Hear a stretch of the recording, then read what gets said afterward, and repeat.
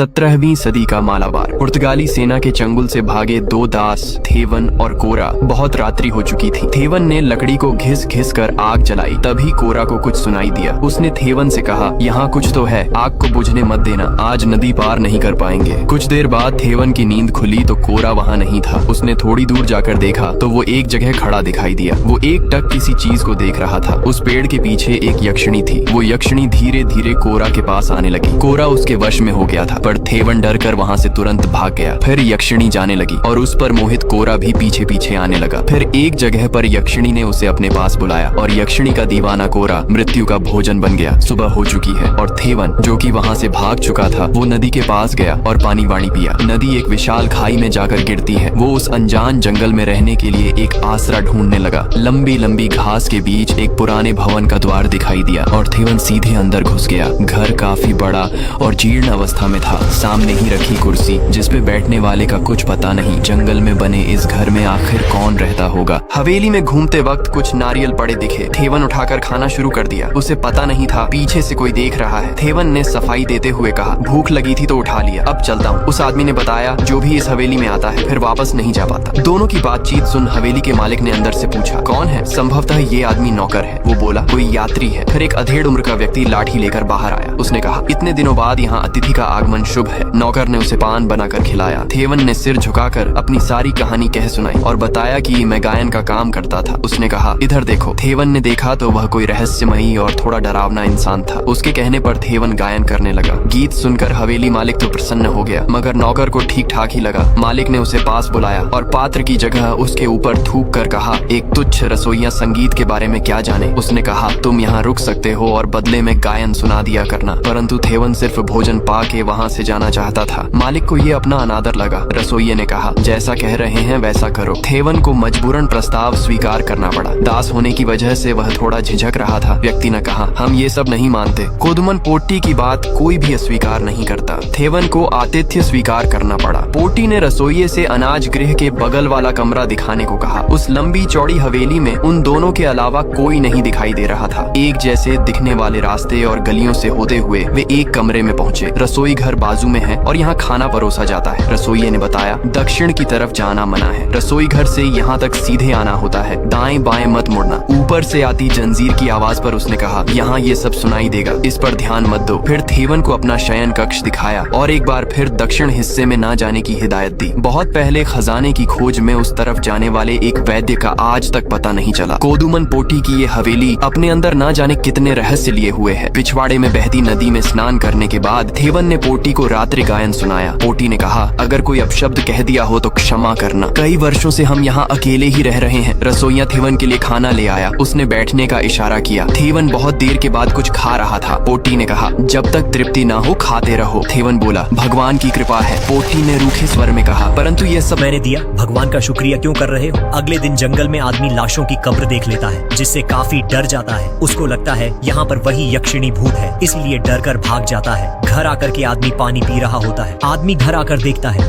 इस घर में कुछ तो गड़बड़ है। फिर वह रहस्यमयी कमरे की तरफ जाने लगता है।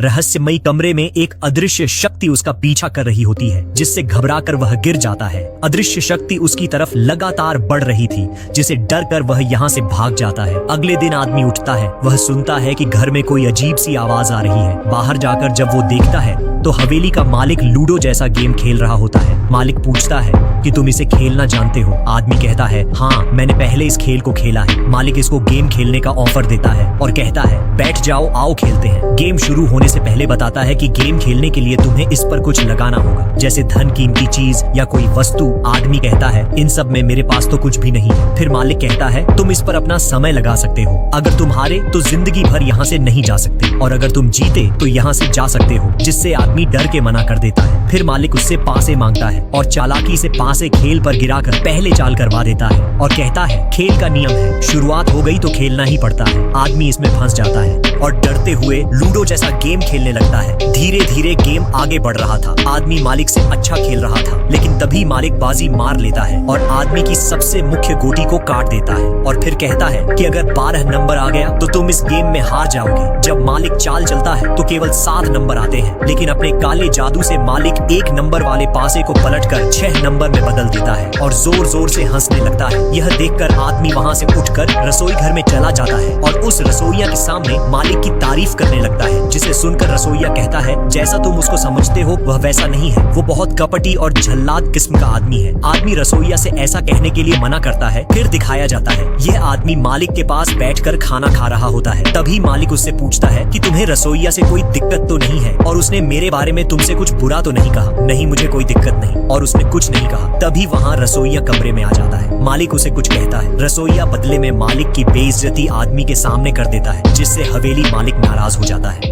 हवेली मालिक रसोइया से कहता है, तुझे मरने से डर नहीं लगता? तब रसोइया कहता है, मैं तुमसे अब नहीं डरता। हवेली मालिक कहता है, तेरी इतनी हिम्मत, अपनी नजर नीचे कर कुत्ते। रसोइया अपनी नजर नीचे नहीं करता। तभी हवेली मालिक अपने काले जादू का प्रयोग करता है, जिससे सब कुछ हिलने लगता है। हवेली मालिक अपने हाथों को थोड़ा घुमाता है और एक ही झटके में रसोइया को अपनी तरफ खींचकर उसकी गर्दन पकड़कर उसको लटका देता है। यह सब देखकर दास कोरा डर जाता है और मालिक से रसोइया को छोड़ने के लिए कहता है। तभी मालिक रसोइया को नीचे पटक देता है। अब रात हो जाती है। दास कोरा रसोइया से जानना चाहता है कि हवेली मालिक आखिर कौन है। तब रसोइया उसे बताता है कि हवेली मालिक एक बहुत बड़े जादूगर के आखिरी वंशज है। इनके पूर्वज ने देवी की पूजा करके देवी को प्रकट किया था। देवी ने खुश होकर उनको एक बेटी दी थी, उसमें से एक चातन प्रकट हुआ। यह चातन तुम्हारी हर इच्छा पूरी करेगा, लेकिन इनके पूर्वज ने उसको बहुत सताया। एक दिन गुस्सा होकर चातन ने उनको और उनके परिवार को मार दिया। तभी इनके आखिरी वंशज हवेली मालिक उसको अपने बस में करने आए। तभी दास कोरा कहता है, मैंने चातन को देखा था। रसोइया कहता है, रात में मत घुमा कर नहीं, तेरे लिए भी एक कब्र खोदनी पड़ेगी।